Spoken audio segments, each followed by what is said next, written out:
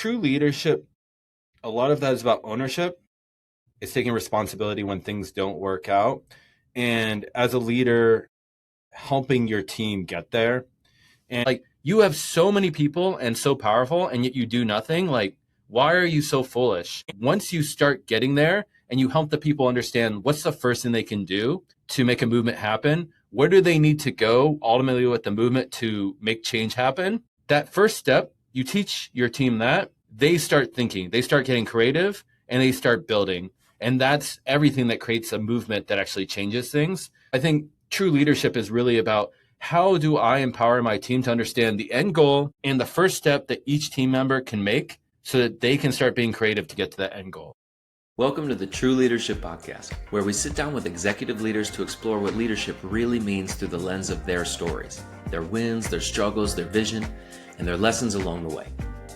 I'm Ty Hammond, founder of One Mountain Leadership and creator of the True Leadership Approach, an awareness-based path that helps leaders shift their focus from what to do about their problems to how to grow from them. Whether you're just stepping into leadership or are well-seasoned and at the top of your game, your potential won't be realized following someone else's script. But you can draw insights from their stories and turn it into wisdom by putting it into practice in your own life. Welcome to the True Leadership Podcast, where we explore the essence of leadership beyond tactics and performance by sitting down with executives to hear what matters most to them. I'm your host, Jessy James, and today's guest is Michael Cole. Michael is Chief Marketing Officer at Everflow, a leading partner marketing platform. A strategic marketing leader with deep roots in performance and affiliate marketing, Michael has helped scale Everflow from an early growth to about 33 million plus ARR bootstrap success story. Known for his sharp perspective on AI, affiliate influence, and LLM-driven discovery, he champions API-first infrastructure and practical innovation over hype. Michael blends strategic vision with hands-on execution, building content engines, high-impact partnership, and revenue-driving programs that shape the future of partner marketing. Michael, it's an absolute pleasure to have you on the podcast today. It's great to be here. Thanks for having me. Fantastic. Michael, I'm curious, who is someone from your early life or even an early experience that you had or a set of early experiences that you had that has shaped the kind of leader that you are today? Yeah, I've been struggling to figure out the best way to answer this because I think that leaders is something that's a journey that you just go on and that you keep developing over time. Like, I wasn't a leader at the very beginning, but I always joined small companies straight out of college. I worked for a small agency where I was a right-hand person of the person who owned the agency. And again, like, the way you become a leader is that you keep doing these small challenges that you keep overcoming. And as you overcome small challenges and take on more and more tasks and understand more about the business as a whole, that's where you become a leader. Because really, like, ultimately, when you're a leader, what you need to do is understand what's good for the business and then help your team get to that point. Got it. So what you're saying is that, it's been a string of experiences, one after the other, and they've built on each other to kind of make the leader that you are today. That's an incredible journey. What does true leadership mean to you? What, from your perspective, your experiences, makes a true leader? Yeah, true leadership, a lot of that is about ownership. There's just, every company needs someone to own so much of the work that needs to be done. So it's taking ownership, it's taking responsibility when things don't work out. And as a leader, helping your team get there. And one of the things that I find is, like, very inspirational to me, my favorite, like, management leadership book is a book called Rules for Radicals by Saul Alinsky. And he was a community organizer. And as a community organizer, he would go into different environments where it would be like, Kodak was a famous one. Mm-hmm. He comes in and he said that, like, as a community organizer, like, you come to these communities and it's kind of like, it's hard not to think of the people as stupid, because you're like, you have so many people and so powerful, and yet you do nothing. Like, why are you so foolish? And as a community organizer, once you start getting there and you help the people understand what's the first thing they can do to make a movement happen. Where do they need to go ultimately with the movement to make change happen? That first step, you teach your team that, they start thinking, they start getting creative, and they start building. And that's everything that creates a movement that actually changes things. So I think true leadership is really about, how do I empower my team to understand the end goal and the first step that each team member can make so that they can start being creative to get to that end goal. Got it. And I'm curious, Michael, how have you kind of done that? What does it take to make people aware of not just the starting point, but also the end goal so that they take accountability and frees up your time? Yeah, there's a few parts. So it starts with who you hire, understanding that the people you hire need to be people that understand the process they're doing. It doesn't really matter where they come from, what their resume looks like, their college, but do they fundamentally understand the processes that need to happen for that job? So do they think about sort of, if you're hiring for, say, a demand gen manager, do they think about sort of like how you think about ads, how you optimize, what success looks like, et cetera? So first you start by hiring people that already are partially there. That makes your life a lot easier. But then once you do that and you have a new initiative, like for example, for us, we're in this interesting point where we're growing quickly with like our core ideal customers, but AI opens up this massive blue ocean of our data can be used in so many places, and AI makes it really easy to use that data. So that's a whole new world that we can go after.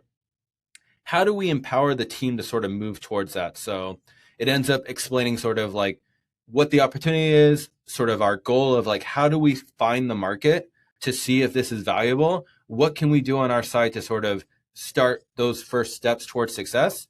And then it's coming up with ideas of like, hey team, can you start producing these master classes with experts in our space?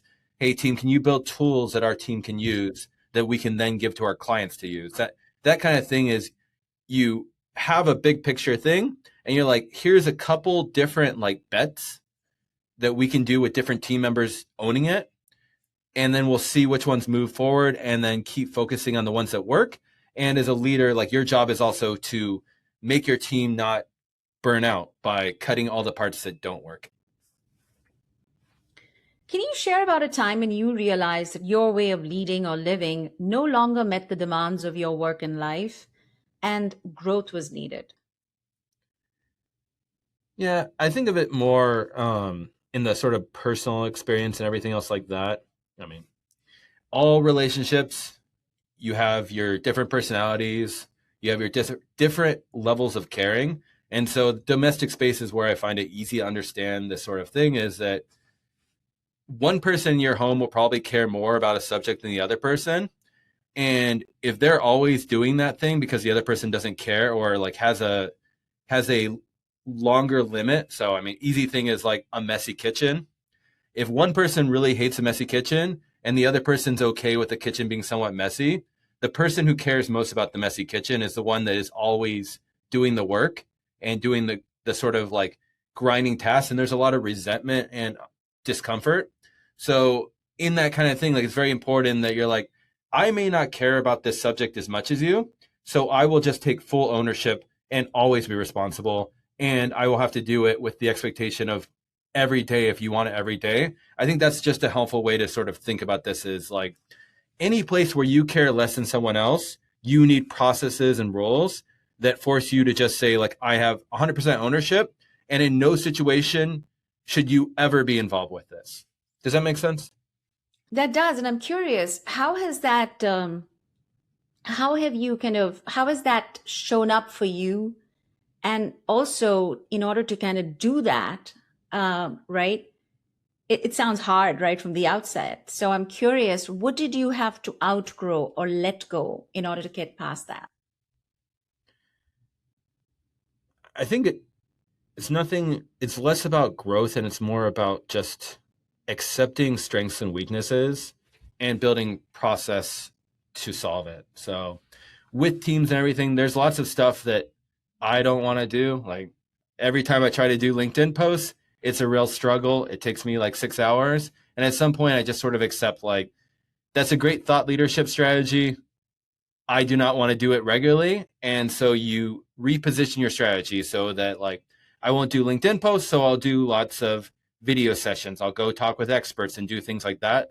Like it's my last example was sort of domestic, but it's the same thing with work. Just you have to just sort of understand where you're good and where you're weak. And you're doing pattern matching with your entire team the same way, which is like, I'm good at this, I'm weak at this. This person is good at this, and this person's weak at that. Let's position it.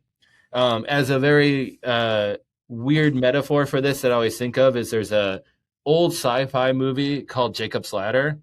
And in the movie, at the very beginning, he's sort of like, who will be his permanent spouse? And he's going through this list. And this was like 30s movie, 40s movie, something like that. But they basically created Tinder in that, where it's a big picture and it's like, do you want to be married to this person? Do you want to be married to this person? And then as he's scrolling through it, he sees like a couple options that are guys, and he's clearly not in the movie gay, but he scrolls past it. And there's this entire thing of like sci-fi apologists that go through old sci-fi movies and think through like, why does that exist?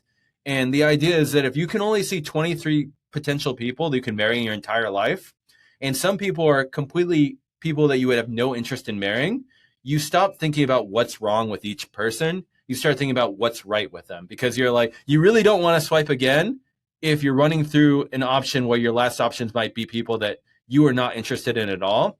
And to bring that sort of back to like sort of like leadership and everything else, like that's what teams too. Like no one is perfect. You want to find what each team member is good at and what's their strengths and sort of empower them. And with yourself, you want to know what's your strengths. And for your weaknesses, you build systems where your weaknesses don't matter anymore. That's amazing. Thinking about your journey over the past few years, what's been the most valuable investment that you've made in yourself for your own growth? Yes. So two things that really helped, and it's always funny with education stuff because it's a moment in time in your career where this stuff matters to you. Like education is most valuable when that's what you're thinking about and that's the challenges you're facing. So for me, there was a podcast that's now called Exit 5 from Dave Gerhardt.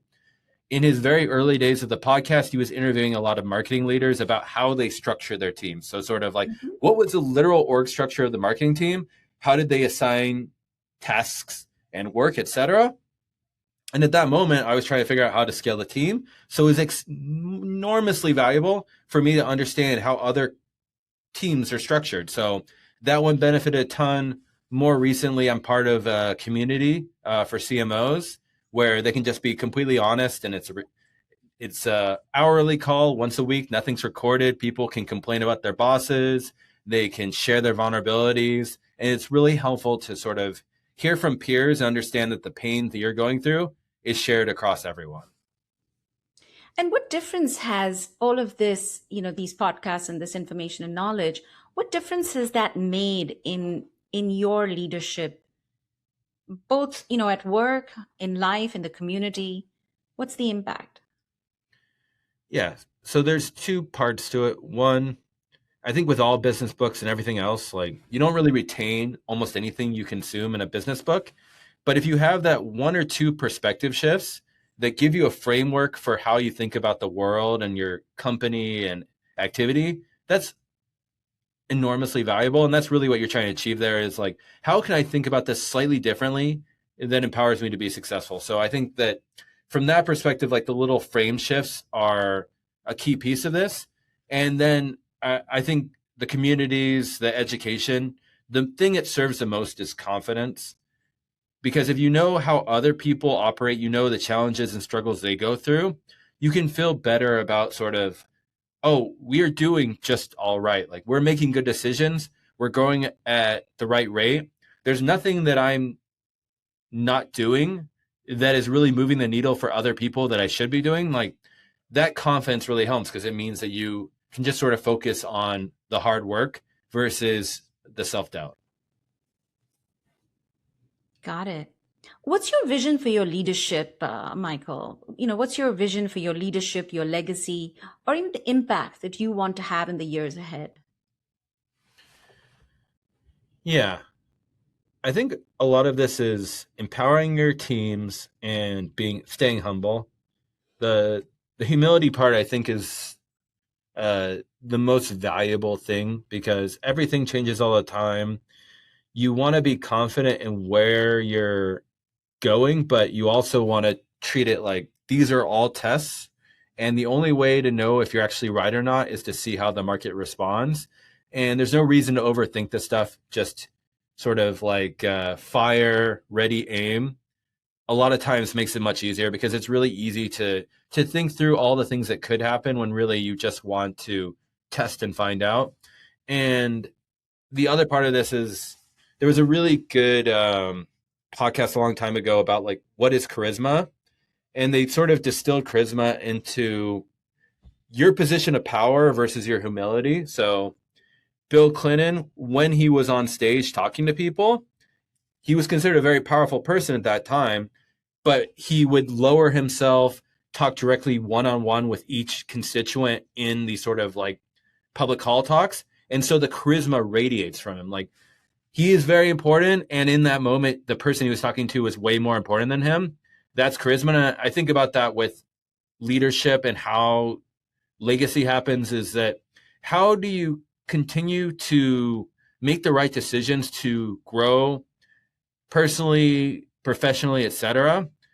And as you accrue more respect and power, that you use it well to sort of help others while keeping humble that like you're not that great at the end of the day. You're always just on a journey to improve. And all the things you've accrued of success, like those sort of just support you helping people more versus those being something about your identity. Yeah. And as you think about this perspective, this kind of vision of charisma, empathy, reach out, what are the ways that you need to personally grow and develop to realize this vision?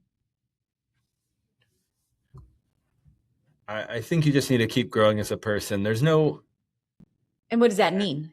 For you, yeah. what does that mean? Well, so I think it's just, will I ever be charismatic? It's very questionable that. So some things are just your personality, and with your personality, it's sort of everyone has their weaknesses and their vulnerabilities, and a lot of times those are actually what define you more because you grow based on how you adapt with like what you're weak at, what you're disinterested in. Those are the things you try to like grow as a person so that they no longer matter as much because you're focusing on where you are good and you can help people, etc. And so some of this stuff like you can't improve everything, but what you can improve is sort of like how am I best at the strengths I have? How am I building a life and system so that my weaknesses actually give me perspective and make me distinct? And especially in this world of AI, where AI is so capable of so many things, but it's by default completely the average and therefore mediocre. It has no perspective. It becomes way more important that you're not like, I'm great at everything, but more that like, I am comfortable with what I'm good at. And I am trying to figure out every day to just be a better person and to keep learning, keep improving. And that I accept sort of like my weaknesses and vulnerabilities as part of my personality and how I move through the world. Where do you feel most tested right now? Like what challenges are stretching you the most in leadership and in life? Yeah. I think I'm genuinely a happy person, so I'm in a pretty darn good space because I don't spend too much. I live within my means, etc. These all really help from that side. I from now it's just sort of the world is always unknown. It's always changing. There's always a billion things going wrong. And when you're thinking about like leadership in your own company, it's sort of what are the ways that I can sort of find the next place? You don't want to be complacent. You don't want to change your company, but also like, as we were saying before, like AI is such a blue ocean for almost every company. You also don't want to forget your company and culture and just chase the shiny new thing. Like, what are you good at as a company today? And also, how am I testing this new AI future to sort of see where we add value, where we see market fit. And the nice thing because I'm the marketing leader is that I get to see all the analytics stuff. And there's so many different projects we've done, communities and webinars and stuff where just no one cared. Like no matter how big we get, no one cares about it. And then we'll do another project like our masterclass series in our newsletter, and we see like 300% growth in the amount of people clicking on it. Like there's product market fit in every action you do within a company. So it's like, how do I test this and then see if I find an audience that really responds and resonates with what I'm creating? And you always have to be doing these experiments to find that next thing. Michael, I'd also love to get your perspective on what is separating leaders who are truly thriving now from those who are struggling to adapt? Well, the first thing is you just have to accept that things change and that you have to keep learning it. And you have to make sure that it applies to sort of what you do. Like you can't just be afraid of it. You can't just step away or say like, I don't want to understand AI. I don't want to understand these new things. Like you've already lost in that situation because you will never understand it in that point. And AI is quite a bit different than a lot of other technologies because it's actually really easy to use. You just ask it questions. Whenever you don't know what it's talking about, you ask it to explain it, etc. So it's very accessible from that means, but it will never be accessible unless you start doing it. And once you start doing it, you realize that sort of your unique worldview and perspective and all your knowledge completely transforms how AI is used for you. Because the way you ask it, what question, sort of like what reports matter to you, what reports matter to your team, that judgment and knowing what good looks like is the most valuable thing in this AI future. So it's really important that you start getting your feet wet enough to get to that point where now you're applying your judgment on top of it, and that becomes very helpful. But I think that's going to be the number one thing right now is just you may not think that it's for you, and you may test it and find that it's definitely not for you, but it's really like starting to go into your problems and your challenges and seeing how you can solve them on the most simple step so that you can start getting creative towards what's the next steps. Or you can say like, hey, this thing's good. AI, what else should I do here? Like you just need to sort of get in this back and forth where you start breaking out of your shell and understanding like it's okay. And no one's that great and no one's that perfect. And the only way to sort of get better is to keep challenging yourself. Fantastic. So this last question is more of an invitation. You have this time and space to offer to our listeners whatever is top of the mind and heart for you. This time is yours. The space is yours. The floor is yours. Yeah, I think we're in just a really interesting time where, for one thing, again, I'm going to go back to AI because that's just where my head's at in this moment. The entire public discourse is that everyone's going to get fired from AI. That's insane to me. Like with all these changes, and especially what we see internally, is that even on things like content creation, where we now create stuff like 3 or 4 times faster, all it means is that we're more productive. And when you're more productive, you do more things. You don't cut.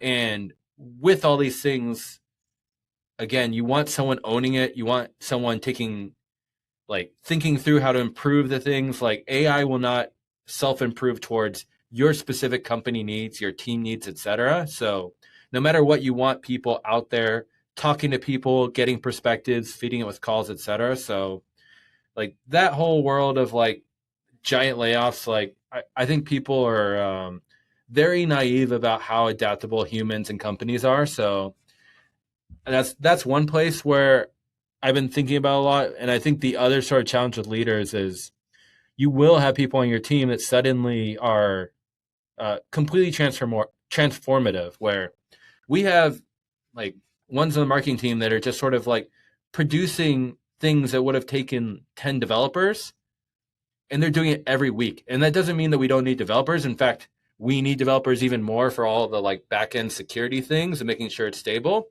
But in terms of like our capabilities to produce stuff in the future and to produce great works, we have pivotal employees that are now doing that.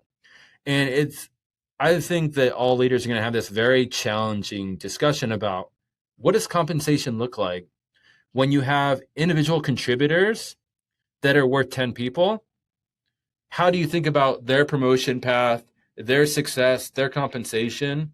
And I think that's a huge challenge that we're all going to have to unpack as we sort of see the productivity growth and then have to figure out who gets rewarded and why. So that's just where my head's at with like leadership and the great challenge right now. Yeah, that's an amazing insight. Michael, thank you so much for sharing your wisdom with me today. I got so much out of this conversation, so much insight into AI and its connection with leadership and the fact and the reassurance that the human factor is very much intact. And I'm sure that whoever's listening is going to equally benefit from what you had to share with us today. Thank you so much for being on the True Leadership Podcast. My pleasure. Thanks for having me. Thank you. That's it for this episode of the True Leadership Podcast. If you enjoyed this conversation, you can subscribe to YouTube, Spotify, Apple Podcasts, or wherever you're listening to this to catch future episodes. This conversation was brought to you by One Mountain Leadership, where we help leaders grow the capacity, confidence, and presence of true leadership through the True Leadership approach. To learn more about the approach, our offerings, our community, and how we can help you realize your potential in both leadership and in life, visit us at onemountainleadership.com.